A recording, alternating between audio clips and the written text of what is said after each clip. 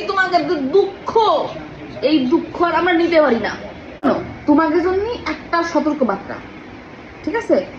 তোমরা আর কোনো সময় মানে এইটা বলতে এসো না আমরা পেনাল্টি দল। আজকেও কিন্তু পেনাল্টি পাই নাই, আজকে কিন্তু পেনাল্টি দেই নাই, পাই নাই, কিন্তু ফিফা আজকে দিল না। এখন মাঠের মধ্যে যে রেফারি ছিল ও তো পুরো সেটা, মানে ওর দ্বারা তো কোনো সুযোগ সুবিধা আমরা নিতে পারলাম না। তোমরা তো একটা প্রশ্ন সারাদিন করে যাবা যে এই রেড কার্ডটা কেন দিল, রেড কার্ডটা কেন দিল এইটাও তো তোমাকে আমাকে বুঝতে হয়, তাই আর তোমরা খেলার কি বুঝলা?